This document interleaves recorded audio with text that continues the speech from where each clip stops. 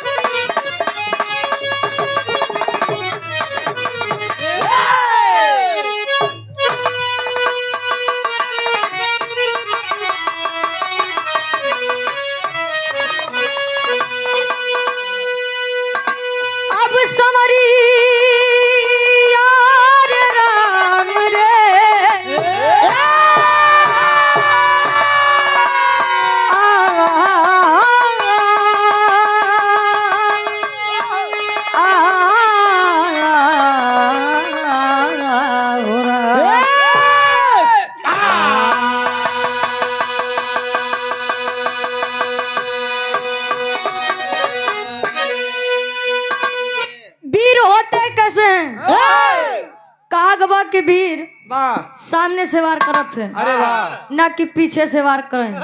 पहले के लोग जोन कह दे तो वचनबद्ध रात रहे कि हम कहे बाटी तो का करे की बा। आज वाले सुबेरे का कहता है देखा है दिने भरे में सब कसम खाता है।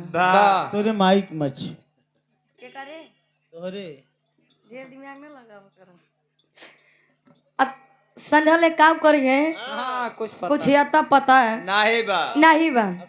वीरों के बारे में कवि जी 4 लाइन भूमिका के भाव में बयां करत हैं कैसे।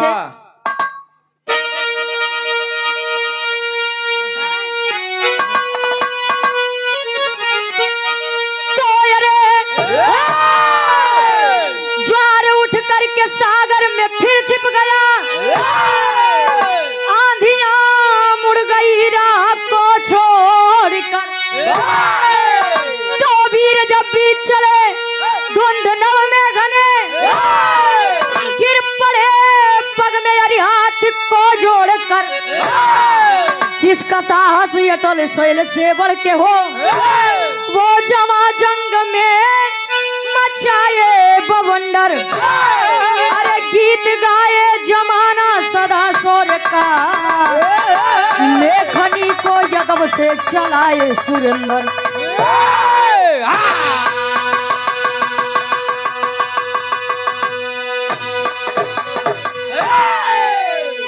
ज्वार उठ करके सागर में फिर छिप गया, अरे आंधियां मुड़ गई राह को छोड़कर। कागबा की अगर वीर जवान काम ठान ले करे खातिर तैयार हो जाए तो का काम कई के लगता थे कहाँ जान जाए तो जाए, शान न जाए लेकिन शान न जाए के चाहिए। सवेरे करे जरूर घबराए का हो बड़ी बढ़िया गजल के कवि जी संकेत करत है।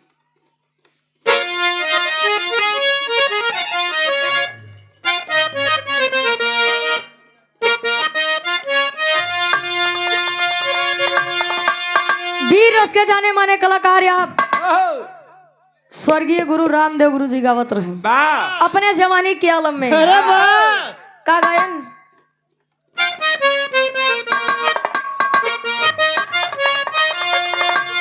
अरे जमाने की दीवार, अरे जमाने की दीवार सदा टूटती है। अरे जमाने की दीवार सदा टूटती है। मोहब्बत के मादी हो पानी के आगे, जमाने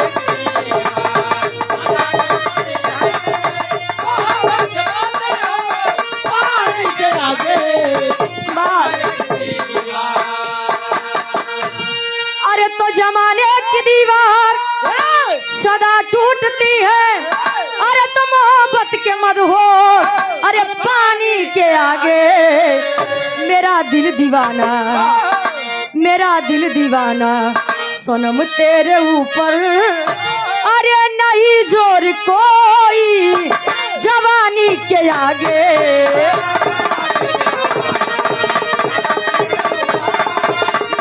क्या बात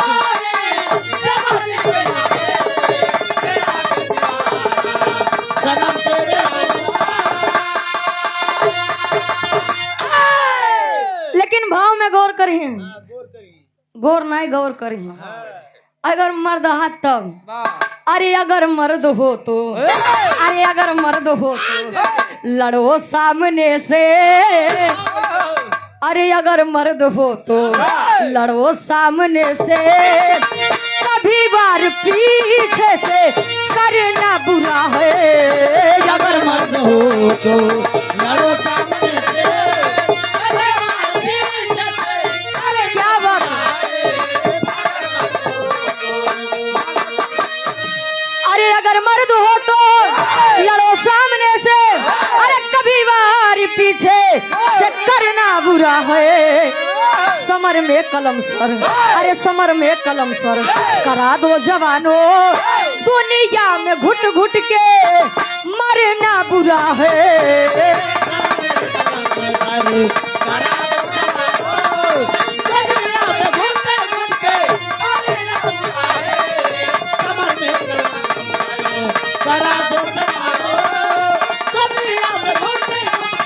मरना बुरा है।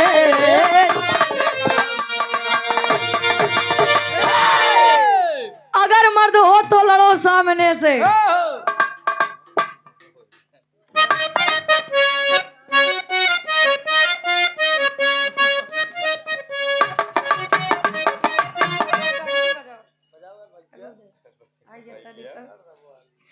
विरह के कहानी की शुरुआत जौहरी छंद से लिया गया।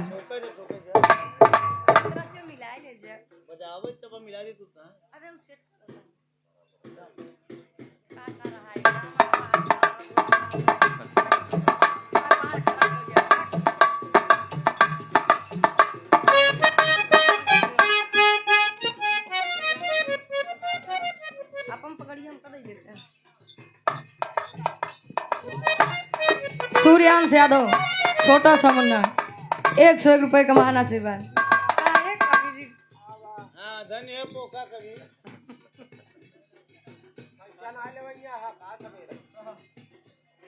रुमालिया देख महकता हो, अपन देख सोंग ले रुमालिया महकता हो। एक नहीं बहुत ही खा रहा है।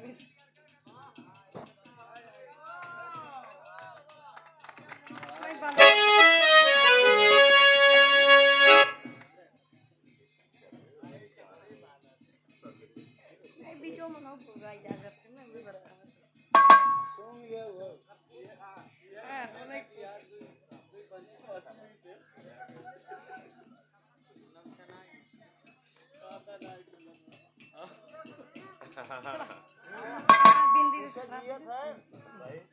आवा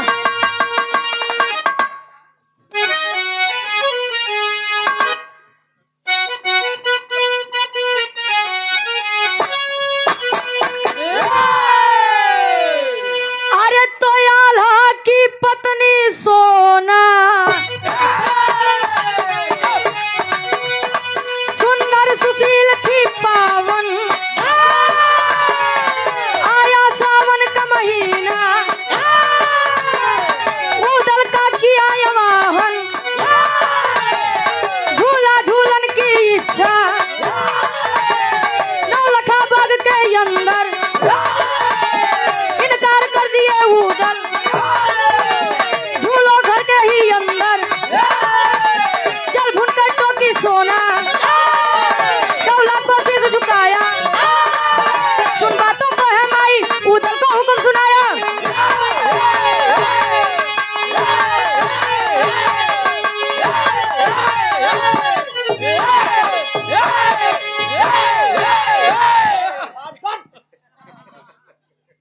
अरे जी छोड़ दे, चमड़ा पान मुहर ना पीट को आ रहे। बिरहा में आप लोग ध्यान दें, कहानी शीशा के जैसा साफ हो जाए। वाह महोबा के राजा आल्हा उदल जी, आल्हा जी के पत्नी सोनवा, जो कि बड़ी ही सुंदर सुशील थी उस समय में। हाय रे लगे काश देखे होते तो क्या हाल होते। वाह, अच्छा तू ना छोड़ता। अरे वाह रे गुरु जी, एक कलयुग के गुरु है। लल्लक बाबू है। उनके गधे लोग बीचों में आवत है, हम नहीं समझी। अरे बाप उनके ध्यान दिए, सावन के महीना बा, सोनवा जी शौक श्रृंगार कई के अपने कमरा में बैठिया सखी सहेली गई कहीं। सोनवा जी, ए रानी, अगर यह सावन के महीना में झूला झूले के मिल जात, कजरी राग गावे के मिल जात, तो सावन महीना के बातें अलग हो जाते हैं। कहीं अच्छा, कहीं तब कहीं चला कतो झूला डलवावा जाए, बढ़िया से झूला जाए। कहीं कहाँ, कहीं वही नौलखा बाग के अंदर, कहीं ठीक बा यार। उदल जी अपने मोछ पे ताव रख के यार से बाहर टहरत है, ऐसे जर्सी टांगे रहा। हाँ तू देखा ही सोनमा जी बोलावत है इशारा से।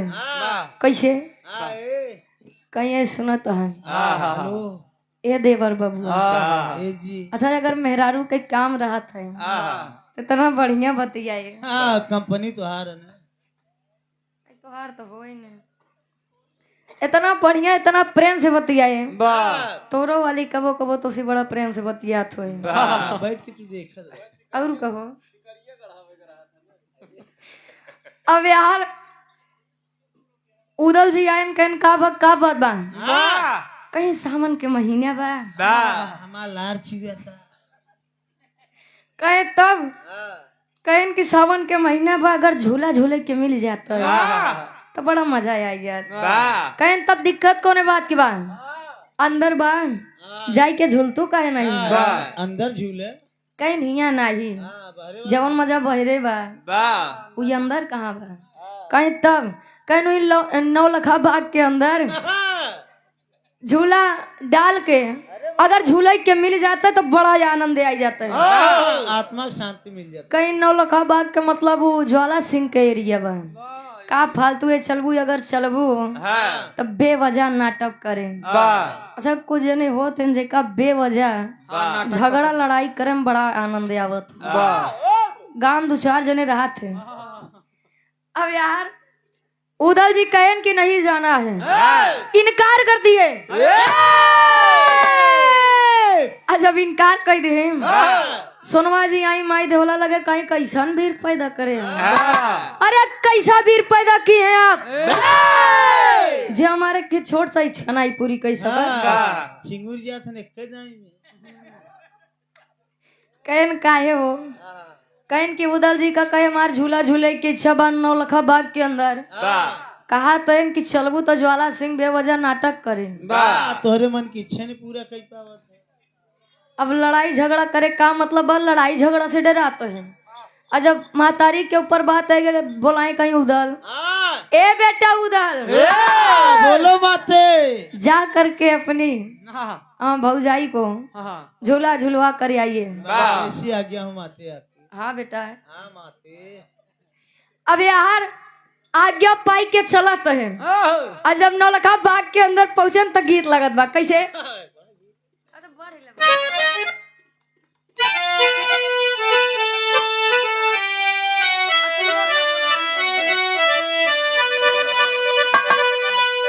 अरे तगरी प्यागरी, अरे तगरी प्यागरी, अब गगरिया ऊपर गगरी, तगरी छुआई जइए रजऊ, गगरी छुआई जइए रजऊ, तजई है धर्मवा नसाई हो, गगरी छुआई जइए रजऊ।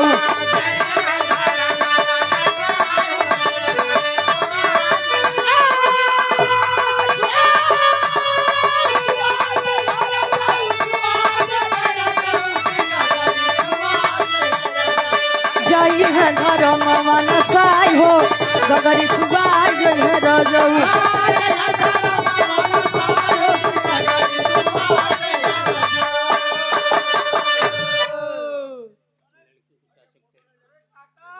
चाचा नमो बता दे।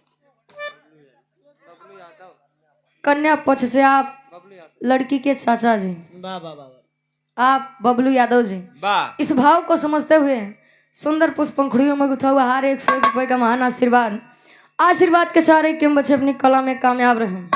अच्छा देखा पहले के लोग बुढ़ऊ के रहने यानी जेका ससुर कहा थे, अब बड़कऊ जे जेठाऊ जेका कहा थे, क्या रहे ने इनका सब चिन्हत रहे। लोग परछाई बेरावत रहे, अगर ऐसा न हो बड़कऊ अगर हमरे आई गए अका तो गलती छुआई गए, मिठाई डब्बा पकड़ावे पड़े।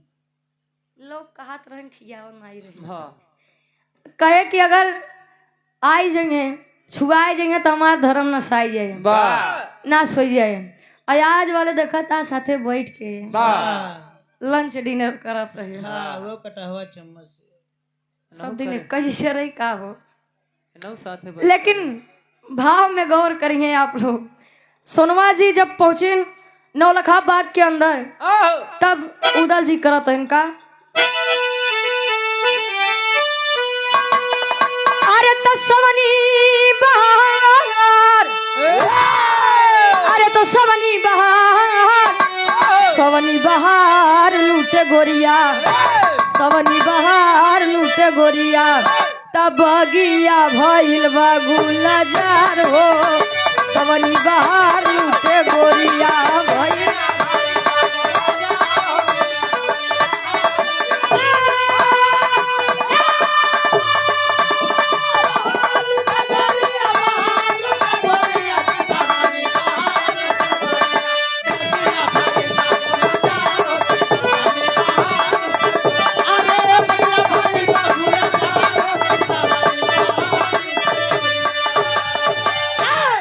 यहाँ डाला तो झूला कहे तू लोग झूला, हम जैसन वीरन के काम झूला झूलब नहीं होते हैं। हम जैसा वीर के काम का होता है तो इसे नहीं नहीं होते हैं। कवि जी बताओ तो उदल जी बात करते ही आपके नहीं करते हैं। लिखा तो कवि जी का,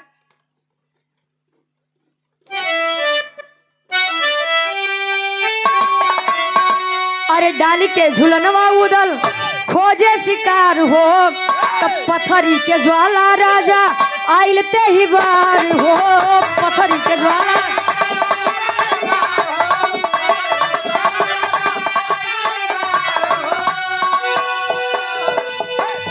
सावनी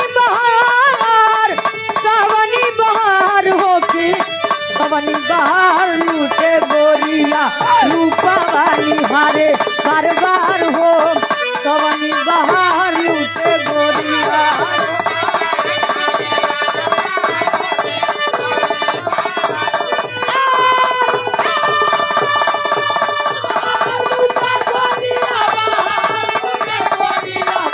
सावनी बहार लूटे गोरिया, रूपा वाली हारे बार बार होगी।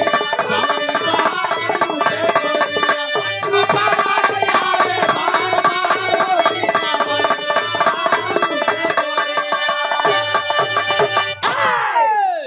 अब यार आप लोग ध्यान देंगे, हाँ यार पूरा बोल देवा कर है वाह। कि कसम खाया पूरा न बोलवे। हाँ कहाँ से बोली? आधा लेन कौन दिक्कत बा? यार झूला डाल के जब चल दिए शिकार करने के लिए, शिकार करे जाते हैं यार नौलखा बाग के अंदर। सोनवा उनके साथे सखी सहेली झूला झूलत यहाँ, कजरी गावत यहाँ। तब ले ज्वाला सिंह सोचे हमरे बगिया में इतना शोर शराब है, कहाँ से आवत बा? चल के देखी तो नहीं तब आ देखें जब सोनवा जी का देखें तो देखते ही रह गए। का हुई गए जानता है? पहली नजर में हमको तुमसे प्यार हो गया। पहली नजर में पहला प्यार हो गया। आ जब देखे देखते हैं आज तब ले सोनवा जी कहीं कस हो ए लड़की नहीं देखे यार। लाल चिवावा से मोबाइल है, कहे लड़की तो देखे बहुत देखे, मगर तोहरे जैसा देखबो न करवे। कहाँ देखे हैं? तेरी के भाव में कवि जी लिखते हैं ज्वाला सिंह के मनोदशा का बा। कवि जी बताओ तो अरे तब बुझाई कैसे दिल के यसिया, अरे तब बुझाई कैसे दिल के असिया, तो पागल भ्रमर हो गया देख कुसुम करुणामय, अरे करुणामय, अरे करुणामय। तो पागल भ्रमर हो गया देख कुसुम करुणामय। पागल भ्रमर के मतलब भौरा है। भौरा के तुलना कैसे करें ज्वाला सिंह से। कुसुम करुणामय, कुसुम का मतलब फूल होता है। जैसे भौरा फूल का देखे के बाद एकदम मड़राई लगत है, पगलाई जाते हैं, वैसे ज्वाला सिंह सोनमा जी का देखते मान पगलाई गए। सोना जी पूछा था क्या देखा था? तेरी जुल्फे देख रहा हूँ। कहन हमें आपसे प्रेम है। बाप रे। I love you. इंग्लिश तू सिखावे गए हैं। हाँ, कहन हमें आपसे प्रेम है, कहन तब कहन आपसे विवाह करना चाहते हैं। पागल हो गए हो? अरे पागल हो गए हो? दिमाग खराब हो गया है तेरा। कहन तो का पता बा हम के यही कहन के हूँ। कहन मौबा के राजा आल्हा के पत्नी उदल के भौजाई है। आज जब इतनी बात सुने ज्वाला सिंह तक दांत पिछड़ी गए। आल्हा उदल के नाम जब सुने तब लग गए बेचारे के। नहीं रहे साथे। लेकिन ज्वाला सिंह सोचे कि जब प्रेम अब कहीं ले तब पीछे न हटम, जान जाए तो जाए लेकिन ये लड़की ना जाए, हाथ से न जाए देवे। अब यार अपने नगरी वापस लौट आए। सोनवा जी अपने नगरी वापस गए। आई के मातारी से कहा बा माई काल रात्रि से, अरे बाप जेका लोग माई संझा माई कहा संझा माई। ए मातारी, ए मातारी, आई मातारी कहीं का बा? बोल बेटा। क्या हुआ बेटा? अरे माते कहीं मातारी एक लड़की पसंद आए बा, विवाह करे चाहिए थे। कहीं के कहीं मौबा के राजा आल्हा के पत्नी सोनवा। सारे पगला ही रहन, लड़की रही मेहरारू रही। काहे? कहन जब इतनी बात सुनी मातारी, कहीं बेटा वो शादीशुदा है, तुम्हारी भी शादी हुई है, काहे परेशान होता, जाई दे। दशरथ तीन रखन का हम दुगोट न रखता। कहन मातारी हमका वो लड़की चाहिए तो चाहिए। कहें बेटा एक कई बार मदद करब, चाहिए जवन करी। 4 गढ़ दे, कहें बेटा जा इजोने लड़की मेहरारू के कहा भौकली आई किया। आज जब आइन सोनवा जी का खटिया सहित पथरीगढ़ में लाई दे। आज जब लायन सोनवा जी सुबेरे उठे, ज्वाला सिंह का देखे, कहे मतलब माने ना है। तुम्हार आदत तो खराब है ये भी। कहे हमें आपसे शादी करनी है तो करनी है। अपने बिटिया सुगा पंखनी के बुलाए, कहे बेटा बेटा ये तोहार नहीं की माई है।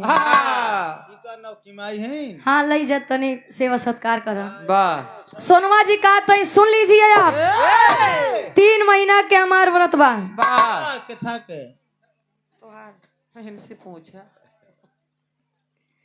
कहे हमार 3 महीना के व्रत बा। अगर 3 महीना में हमारे लगे आवे के कोशिश करबा तो पतिव्रता तेज इतना तगड़ा लागे भस्म हो जाबा।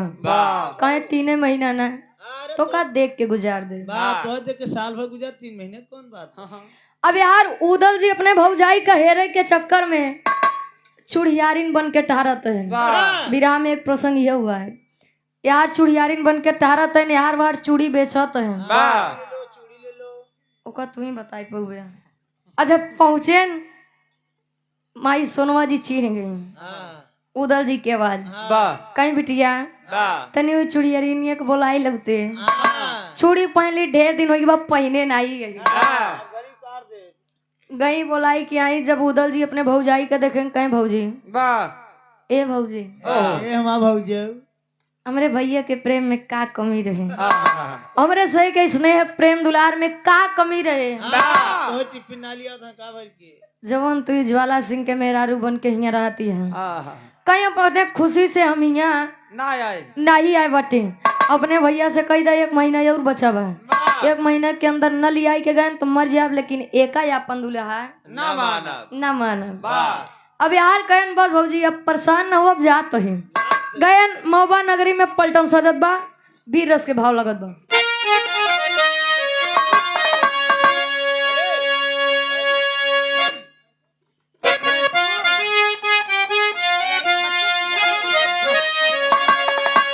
अरे चली है चली है फौज मोहबे की,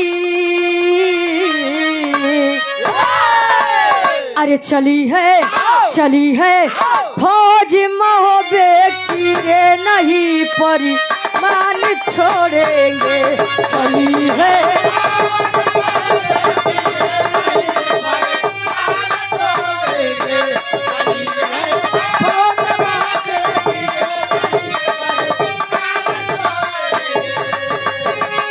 चली है फौज मोहबे की, नहीं परिमान छोड़ेंगे रे, नहीं परिमान छोड़ेंगे। जवानों जवानों जवानों लूट लो गढ़ को रे, समर परिमान छोड़ेंगे। जवानों लूट लो गढ़ को रे, जवानों लूट लो।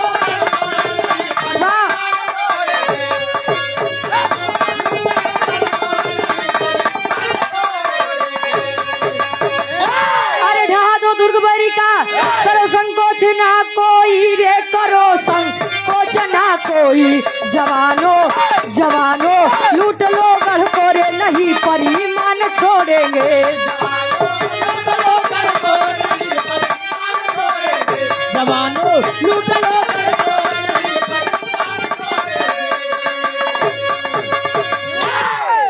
पलटन सजाई के महोबा नगरी से पथरीगढ़ पहुंचा था जब ज्वाला सिंह देखे अब बच्चे हमने ना कोई कल आई के आए कहीं ज्वाला सोनवा जी कल आई के हम खुदे अपने मौत का दावत दे दे। आज जब यार महोबा के सभी वीर पथरीगढ़ का घेरा तैन जाई के ज्वाला सिंह करत है, पापड़ के भाव में कभी लिखत है।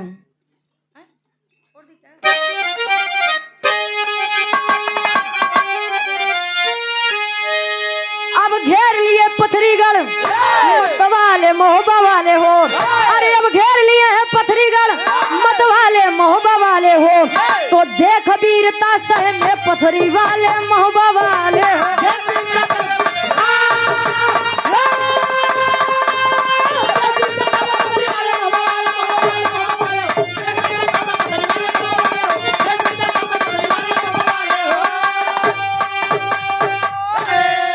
तो खबर भेजकर सुरजा मालिन को अब बुलवाया हो, मार के जादू सगरी सेना को पत्थर बनवाया हो, तो आला आए अमर गुरु के हवाले महोबा वाले हो, तो देख वीरता सह में पत्थरी वाले महोबा वाले हो। ज्वाला सिंह गया माँ काल रात्रि के पास, कहे मातारी बचाई ले नहीं तेन छोड़ी है ना, कहीं बेटा बोले थे एक बार ही मदद करेंगे, तब तो तू सुनवा के पीछे परेशान रहे, अब हम मदद उदत ना कर पाओ करब न, कहे तो कहा समझती है तू मदद करबे तब हो नहीं थोए ने। अब यार आई के सूरजा मालिन का बोलावत है, सूरजा मालिन के लगे जादू रहन है कि केहू के ऊपर जादू करके पाथर बनाई सकत है। सूरजा मालिन आए सारी सेना का जादू से पत्थर बना दिया। अब पत्थर बना दे बचन क्यों नहीं, आला जी वो पेड़े के पीछे छुपा रहे। आयन छत्तीसगढ़ अमर गुरु के पास, अमर गुरु सारी बात पूछते हैं, करें का 2 पुड़िया दे, कहे बेटा एक पुड़िया तब डाले जब वो सूरजा माली नहीं आवे, एक पुड़िया लई जाते मान डाल दे तो सेना पहले जैसे फिर से हो जाए। आल्हा के भाव में कवि जी प्रमाण देते हैं।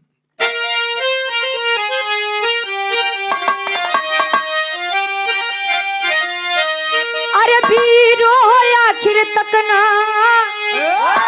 हार नहीं मनी है बाबू, तो लड़ी है जब तक रही उनके घाटी में परा।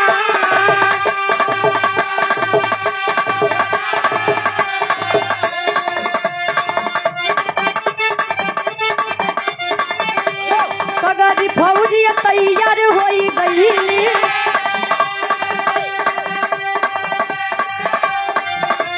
पथरी के भूमि पे मचावेला तूफान।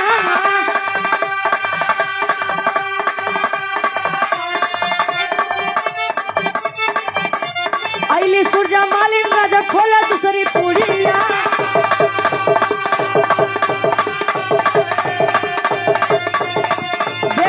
जादू भइल भइल परेशान।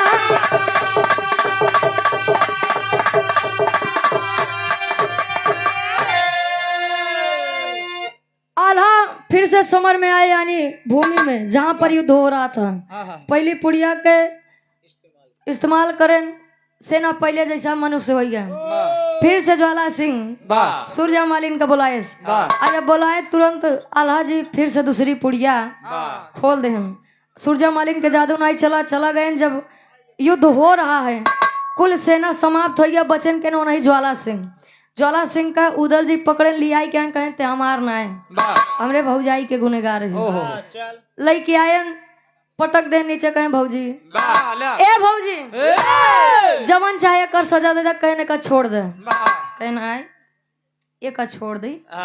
ई इतना तो का तंग करेस परेशान करेस, तू का कहती कि छोड़ दी। कहीं एक हम काहे बरे कहती कर एक बिटिया बा सुगा पंखनी, जब तक हम यहाँ रहे हमार बड़ी सेवा करेस। हम सोचा था अपने लड़किया इंदल के बियाह करे साथे कह दी, लड़की बड़ी बढ़िया बा। अब ज्वाला सिंह सोचा बा कैसे हमका आजादी मिलता है। मान गयो भी आए खातिर आखिरी भाव में खड़ी के भाव में कवि जी लिखा है। अरे यार तो हमारे बतिये लिख डाले हैं। वाह बहुत सही। परिंदे कोई मौसम हो परेशानी में रहते हैं, वाह रुचि यादव हमेशा पापा की निगरानी में रहती हैं। क्या बात है। इनके सुंदर होठों से अब गीते हैं पलटे, कमल के फूल जैसे झील की पानी में है खिलते। वाह सुभान अल्लाह। आप हिमांचल भैया जी, कवि प्यारेलाल जी, डॉक्टर भीमराव अंबेडकर सेवा समिति कनेरा बाजार प्रतापगढ़ से 101 रुपए का महान आशीर्वाद। 100 रुपए का महान आशीर्वाद। ये हमारे डब्लू गुरु जी खातिर, आकाश गुरु जी खातिर। आखिरी भाव में कवि जी लिखा था इनका,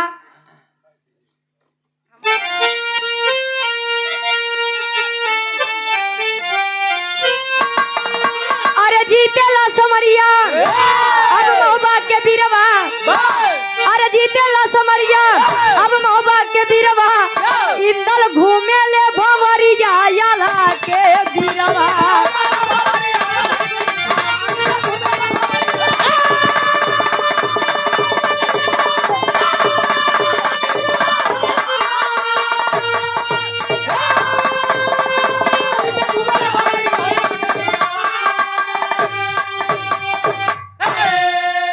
सुगा पंखनी बिटिया से इंदल के कैले शादी हो, हंसी खुशी सब वापस आए, पथरी मिली आजादी हो।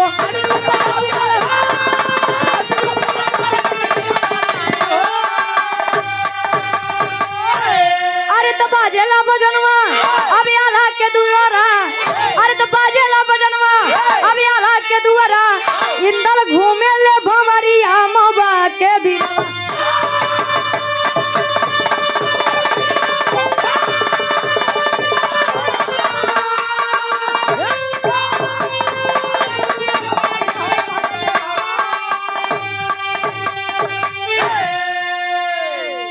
यार सुगा पंखनी से इंदल जी के विवाह भा, हंसी खुशी सब वापस आए। महोबा नगरी में पथरीगढ़ ज्वाला सिंह की आजादी मिली। बिरहा में सोनवा जी के हरण भा, पथरीगढ़ के लड़ाई भा, उदल जी चुड़ियारिन के रूप रखे, और साथे इंदल जी के विवाह भा। आखिरी में खानदान के परिचय भा। गुरु बिहारी, गुरु गणेश, गुरु रामलाल गुरुकारी।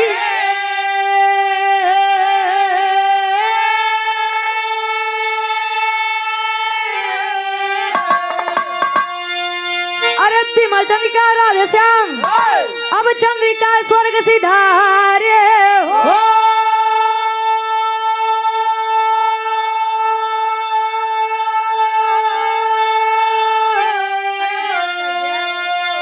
बुझाई कैसे दिल के असिया, रुचि कभी सुरेंद्र की जोड़ी मुस्काई, बुझाई कैसे दिल के असिया।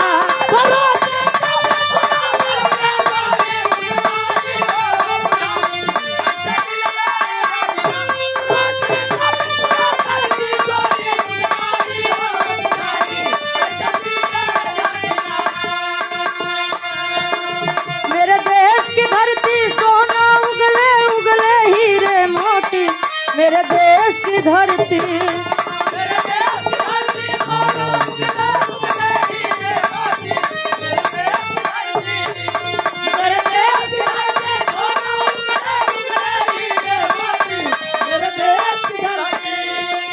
मेरे देश का पट्टा पहिर के गड्ढा झोंक रहा है भट्टा मेरे देश का मेरे देश की लड़की माई से भड़की मांगे तो माई से भड़की मेरे देश की लड़की मेरे ढेर सुना तो का अगर ढेर सुना तो बताई दे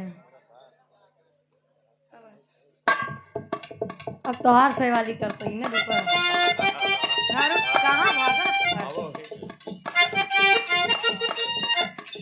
मेरे देश का लड़का बाप से भड़का जा ससुरारी में अटका मेरे देश का लड़का मेरे देश की भौजी धर्म की मिलल भौजी मेरे देश की भौजी बहुत बेकार हो गया